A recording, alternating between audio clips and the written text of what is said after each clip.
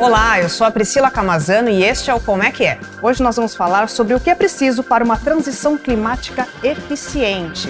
E para falar sobre esse assunto, nós convidamos a Laura Carvalho, que está virtualmente com a gente, que é professora de Economia da USP e diretora global de Prosperidade Econômica e Climática da Open Society Foundations. Laura, seja bem-vinda, como é que é? Obrigada por ter aceitado o nosso convite. Obrigada a vocês. Laura, eu queria começar essa nossa conversa pedindo para você dizer para a gente o que é preciso para uma transição climática eficiente. Olha, a transição climática ela envolve dois eixos principais. O primeiro é a descarbonização, né? Essa redução da emissão de gases de efeito estufa em vários setores econômicos, o que significa, por exemplo, reduzir o consumo de energia, né, na produção e sobretudo, então, em setores industriais e em outros setores, mas também reduzir, por exemplo, o desmatamento, né, em atividades agrícolas, no uso da terra, tornar mais eficiente o uso da terra, porque, por exemplo, no Brasil, a principal fonte de emissão de carbono, na verdade, é o desmatamento, não é a energia e o consumo energético. E o outro lado dessa transição climática tem a ver com a construção da infraestrutura resiliente, né, para não acontecer o que vimos, por exemplo, no Rio Grande do Sul, né, essa é a chamada adaptação climática, que é você construir, né, a infraestrutura de uma maneira que resista aos efeitos já dessa crise climática. Uma transição climática eficiente, ela tem que não só ser ágil o suficiente, né, dada a urgência dessa crise, dada a urgência dos aumentos de temperatura que já se verificam, mas também ela precisa não gerar tantos dilemas, a gente chama na economia de trade-offs, né, com outros objetivos de desenvolvimento. Então, não adianta a gente fazer uma transição climática que seja rápida, mas que gere custos muito altos em termos de empregos, de crescimento, de redução, né, de desigualdade, de pobreza. Então, existe esse conceito também da transição justa, né? O que é uma transição justa? É uma transição que é feita de uma maneira a conciliar os diversos objetivos e conseguir fazer com que as populações não sofram tanto os custos econômicos e sociais dessa transição, né? Para que isso aconteça, você perguntou o que é preciso, a gente precisa de uma estratégia bem planejada de transformação econômica, né? Que demanda uma atuação coordenada do Estado. Então, isso já se entendeu, né? Um desafio desse tipo, assim como a gente usa muito a comparação da pandemia, né? A crise climática, assim como a pandemia, é um desses desafios da humanidade que a gente precisa de uma coordenação do Estado, precisa de uma ação planejada, incentivos de mercado e ações de indivíduos podem ser importantes, mas elas não são capazes de colocar o país nesse tipo de trajetória que envolve tantos elementos, né, tão complexa. Então, uma agenda muito transversal, ela não é só, mesmo dentro de um governo, ela não é só de um ministério, ela não é só o Ministério do Meio Ambiente, né? Ela exige conexão com investimentos em infraestrutura, como eu falei, com proteção social para aqueles que estão mais vulneráveis e vão sofrer com os impactos dessa transição serem protegidos, com capacitação e educação, porque novos empregos são gerados e outros empregos são perdidos, e as pessoas têm que ser capazes de, né, estarem qualificadas para pegar esses novos empregos. Tem a ver com ciência e tecnologia, porque tem muita inovação necessária, tem a ver com política energética. Então, uma transição ela envolve muitos atores públicos e privados. E, Laura, e como que a gente equaliza, né, a transição climática com o desenvolvimento econômico? Porque essa transição, né, equivale a sair de um modelo econômico baseado aí nas emissões, né, de gases de efeito estufa por um menos dependente de carbono. Como fazer essa equalização ali para diminuir, né, para ter um desenvolvimento econômico, manter o desenvolvimento econômico, né? Sim. Olha, esse é um dos principais desafios, sobretudo para países em desenvolvimento, né, como o Brasil, mas também países de baixa renda, né, países ainda mais pobres do que o Brasil, né? Acho que uma das principais barreiras hoje para a ação climática, que é esse engajamento na transição é essa percepção de que a transição ela vem em detrimento do desenvolvimento econômico, né? E essa percepção, ela às vezes tem razão de ser, pela forma como essa discussão é feita e é colocada, né? Então, por exemplo, quando se fala em zerar o desmatamento no Brasil, né, na Amazônia, né, que é um dos grandes compromissos que a gente tem, sem pensar em formas de alternativas de geração de renda, em formas alternativas de geração de emprego para as populações, né, sobretudo populações urbanas que vivem na região amazônica, que é a maioria da população, na verdade, da região amazônica, a gente não está criando uma solução estrutural para o problema, porque essa dinâmica entre pobreza e desmatamento é algo que é um ciclo vicioso. Você só corrige esse problema se você tem uma novas oportunidades.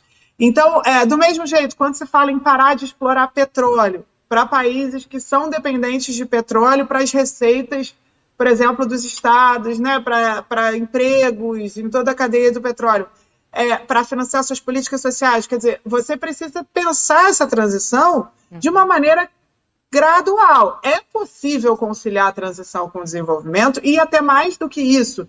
Eu diria que a transição climática e a necessidade de transição climática ela é uma grande oportunidade para o desenvolvimento econômico, porque ela demanda uma grande transformação econômica, né? E isso está claro, os países ricos, inclusive, já entenderam isso, eles estão realizando agendas, por exemplo, de industrialização verde, né, para retomar os empregos que tinham sido perdidos nesses países a partir de políticas climáticas, né? Então, a gente vê isso acontecendo nos Estados Unidos, na Europa, quer dizer, essa necessidade de transição, ela te dá uma oportunidade também, porque você tem que pensar uma outra economia que vai ser criada, e a partir disso você consegue, por exemplo, identificar quem são os possíveis setores ganhadores desse processo, né? Quais são os setores econômicos que são setores verdes, de alta tecnologia, que podem se beneficiar de uma transição assim, né? E que o país, de repente, tem a capacidade de desenvolver, tem a tecnologia para desenvolver. Quer dizer, a agenda ela tem que ser, para acontecer isso, né? Para identificar esses setores, ela precisa ser uma agenda de desenvolvimento também, né? E ela tem que ser planejada, ela tem que ser coordenada, pensar como lidar com os setores perdedores, a gente chama de setores perdedores, que são esses combustíveis fósseis, né, petróleo, gás, alguns tipos de técnicas agrícolas, né? Esses setores que podem perder, tem que pensar muito bem como fazer essa transição de uma maneira gradual, como dar as possibilidades para aqueles, por exemplo, no setor agrícola, fazerem a transformação do seu modo de produzir, né, para que não sejam, para que se tornem sustentáveis e com isso tenham acesso também a mercados para suas exportações. Como pensar no caso dos combustíveis fósseis, do petróleo, né? Como que, por exemplo, os recursos do petróleo hoje podem ser usados para investimentos nessa transição para setores verdes que, de repente, vão ter mais potencial ainda, né? E identificar esses setores ganhadores. No Brasil, acho que tem exemplos, né? Se fala muito do hidrogênio verde, se fala muito dos biofertilizantes, dos bioinsumos, de maneira geral. O combustível sustentável de aviação, o famoso SAF, é um tipo de combustível para avião que é sustentável, que o Brasil teria potencial de produzir. São esses setorezinhos que têm muito a ganhar com esse processo, que se você der o incentivo correto, né, e se houver uma ação pensada da política econômica, você consegue, talvez, ganhar com esse processo e ter mais potencial de desenvolvimento do que hoje, quando você depende, por exemplo, de petróleo ou de produtos cujos preços são muito voláteis, dependem muito de mercados internacionais e que, com os outros países fazendo a sua transição, cada vez mais, ou cada vez menos, esses países vão depender de petróleo. Então, não é interessante também para o país se manter tão dependente de receitas do petróleo, né? Então, tem esse lado de que, por mais que você decida, não basta não dá para pensar que o mundo vai ficar igual, né, do outro lado. Então, se você não fizer a sua transição, é capaz de você acabar não só perdendo uma oportunidade, como ficando para trás nessa era em que os países estão nessa corrida, né? Daqui a pouco a gente vai falar sobre esses incentivos, que também é uma das perguntas, mas antes, Lara, eu queria te perguntar, quais medidas podem ser tomadas para se ter indústrias limpas? Olha, no Brasil, eu acho que para a descarbonização, né, da indústria existente, eu acho que a gente tem que pensar que tem a indústria limpa, assim, pensando nos setores que já estão aí, e também a chamada industrialização verde, que são né, pensar os novos setores que podem estar, né? No Brasil, uma medida muito importante é adotar estratégias para manter o chamado perfil limpo da nossa matriz energética. Então, a matriz energética brasileira, né, ela é muito baseada nas hidroelétricas, então isso já é uma energia limpa, renovável, né? Mas existem riscos e existem, né, a gente, para manter essa nossa matriz limpa, a gente precisa de investimentos em energia renovável, a gente precisa ainda se livrar de muitos processos que hoje na indústria usam combustão, né, carvão, etc., para passar isso para tecnologias elétricas. Então, tem mudanças tecnológicas que têm que ser feitas para adaptar a indústria, né? Mas também existe além dos setores existentes, uma oportunidade para transição para novos setores, como eu já mencionei, né? Então, você tem setores verdes que podem ser, vamos dizer, alvos de uma política de desenvolvimento produtivo, né? E que, por exemplo, falei do caso do hidrogênio verde, né? Que são que tem enorme potencial e que para você estimular você precisa usar diversos instrumentos da chamada política industrial, né? Pensando política industrial de uma maneira moderna do século XXI, né? Mas, enfim, você tem aí desafios que são de caráter de infraestrutura, né? Desafios mais na matriz elétrica do país e desafios que cada setor enfrenta nas suas próprias tecnologias utilizadas, né?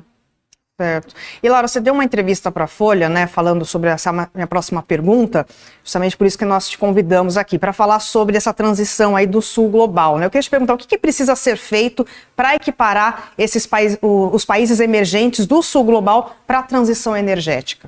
Olha, a gente está com um risco de ver desigualdades entre países aumentando ainda mais, né? A gente vê que não só os países em desenvolvimento são os que mais sofrem com os efeitos das crises climáticas, né?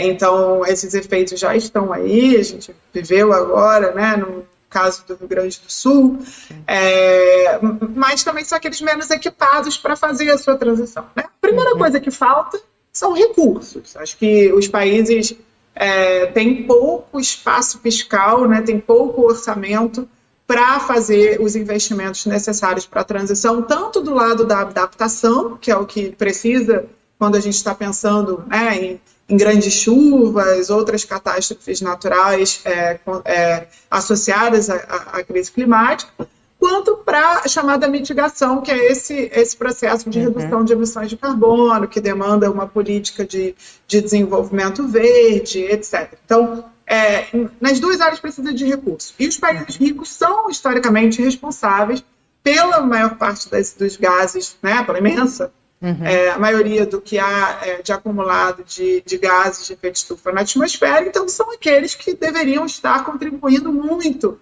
para a transição no mundo todo, porque o problema também é um problema global, né? Mas, além dos recursos, a gente precisa também, como eu tinha mencionado, né, para essas estratégias que conciliem esses múltiplos objetivos, a gente tem o objetivo de desenvolvimento econômico, industrialização, emprego, redução de desigualdade e climática, para que tudo isso venha junto, para que não venha só uma dessas coisas em detrimento das outras, a gente precisa de capacidades estatais, né? E o Estado precisa usar muitos instrumentos, né? Então, isso também é algo que demanda, às vezes, né? Muitos países não têm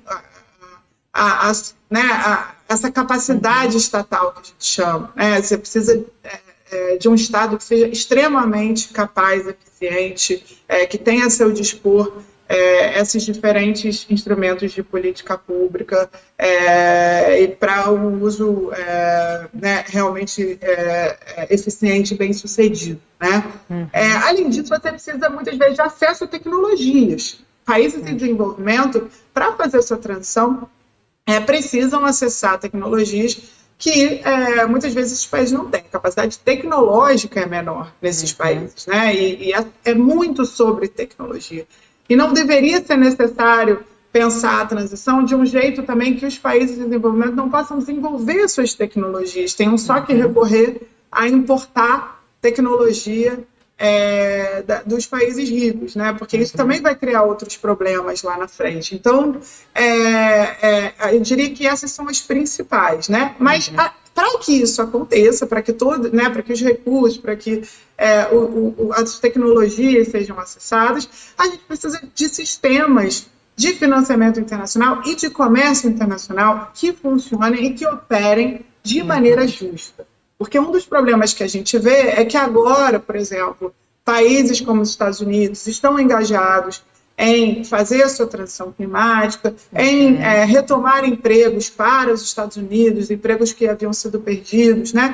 Mas isso implicou, por exemplo, os Estados Unidos não se interessarem mais e utilizarem mecanismos como, por exemplo, o mecanismo de exigir que a produção de conteúdo local. Então, você tem exigências de que só produtos feitos nos Estados Unidos sejam utilizados nessa cadeia de veículos elétricos, por exemplo, baterias para carros elétricos, que é algo que eles estão levando de volta para os Estados Unidos. Então, isso é algo, por exemplo, que a OMC não permitia e ainda não permite que países em desenvolvimento utilizem como mecanismo. Então, você está criando situações em que países ricos deixam de cumprir determinadas normas, mas ainda países em desenvolvimento continuam sendo punidos quando utilizam esse tipo de mecanismo. Né? Então, acho que a gente precisa também de um sistema de comércio internacional que evite esse 2 pesos e 2 medidas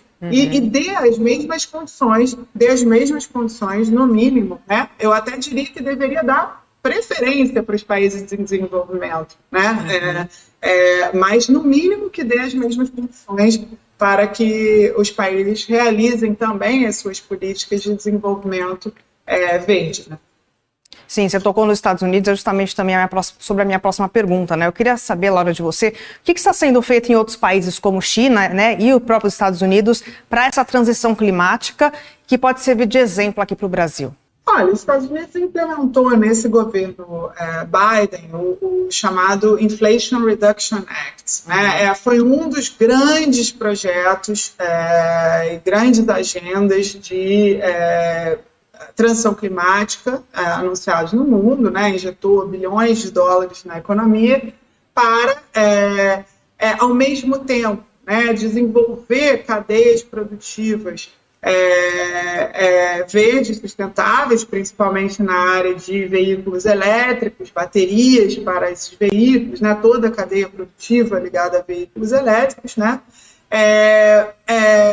e fez isso utilizando diversos instrumentos, utilizando os créditos tributários, exigindo conteúdo local para desenvolver partes da cadeia produtiva lá, né, então esse é uma das agendas que tem esses objetivos múltiplos, de gerar emprego, de industrializar e, ao mesmo tempo, fazer a transição. Então, acho que é um bom exemplo, embora, né,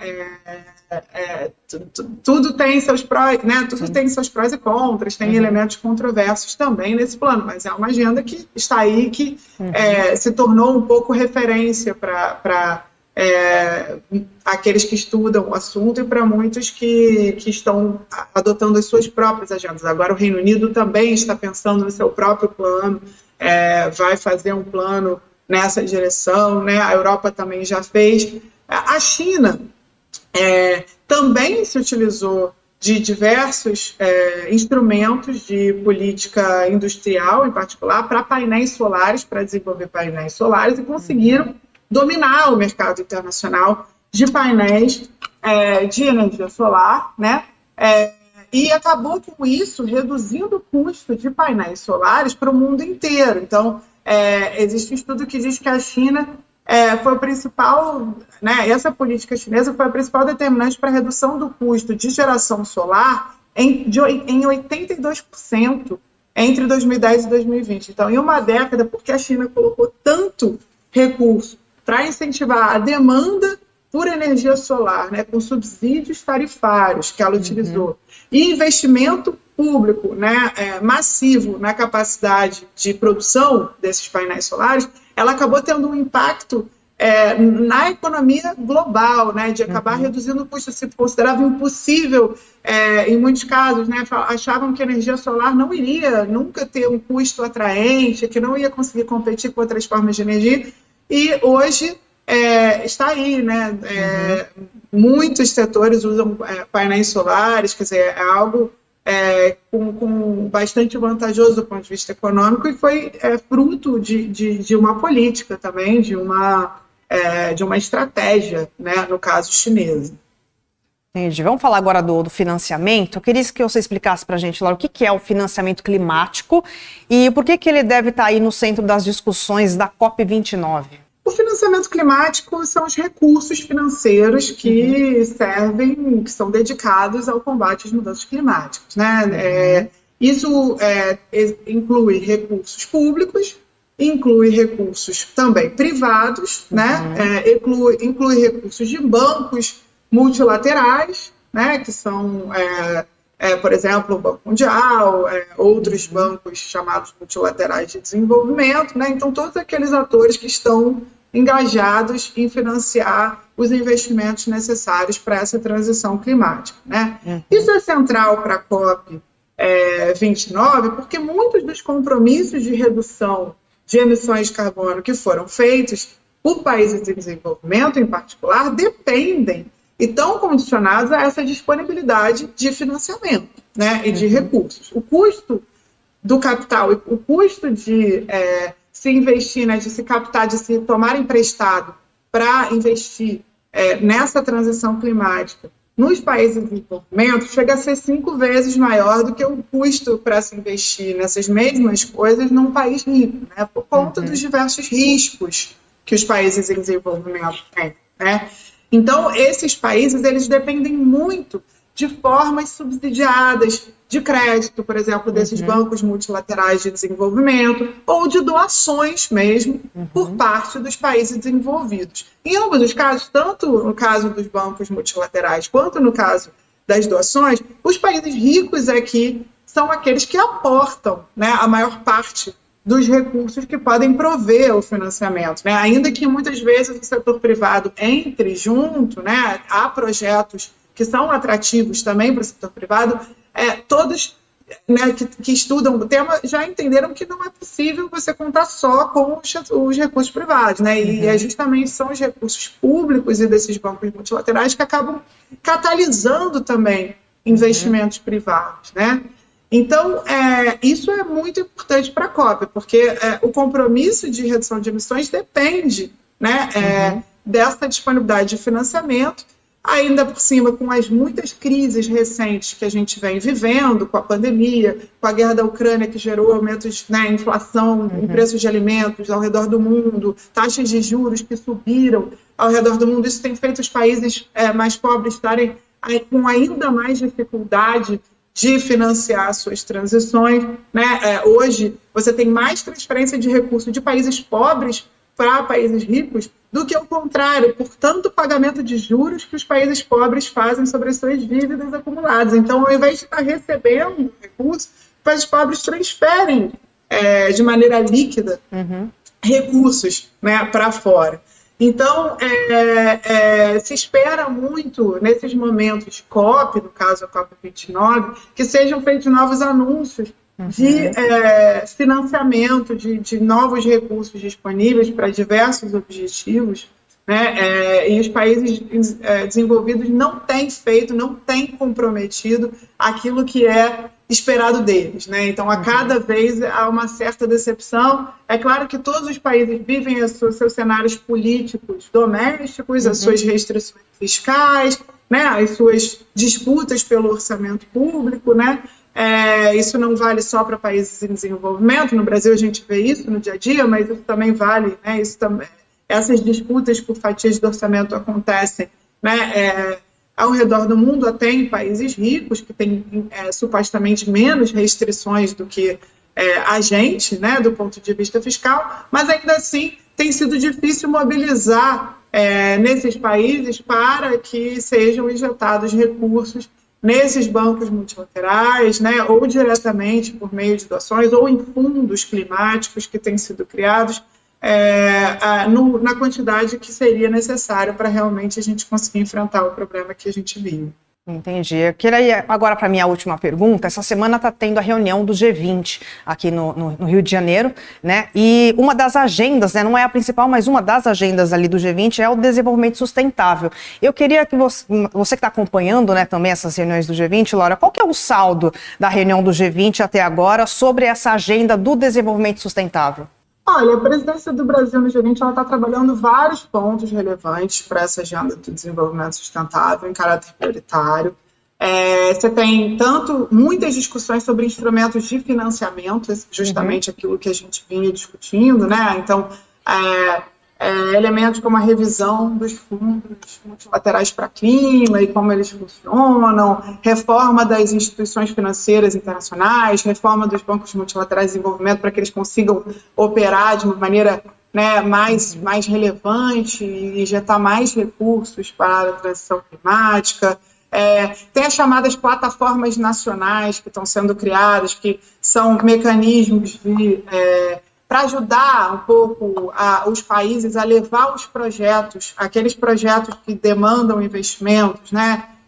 Levar os projetos de maneira coordenada para os bancos multilaterais de desenvolvimento, para captar não projeto a projeto, mas para captar para toda essa transição que é necessária. São chamadas plataformas nacionais, né? Então são programas abrangentes, multissetoriais, que os países podem ir e levar para conseguir financiamento. Então, essa ideia é algo que está sendo fortalecida nesse G20, tá? E, além disso, a gente vê a proposta da presidência brasileira de taxação mínima global sobre a riqueza, né, de bilionários, que também se conecta muito com essa agenda de desenvolvimento sustentável, porque é uma proposta que cria uma nova fonte de geração de recursos públicos, né?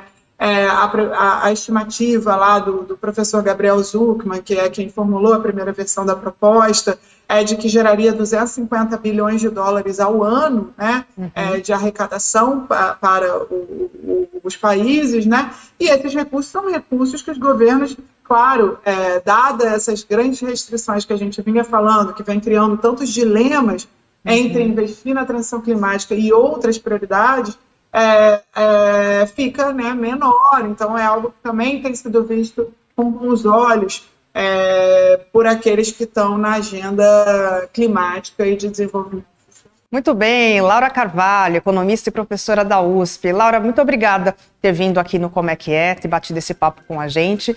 E a gente queria deixar aqui o convite para você voltar outras vezes aqui para a gente discutir sobre outros assuntos. Obrigada pelo seu tempo. Muito obrigada a vocês. E agradeço também a você que nos acompanhou até aqui. Amanhã estaremos de volta.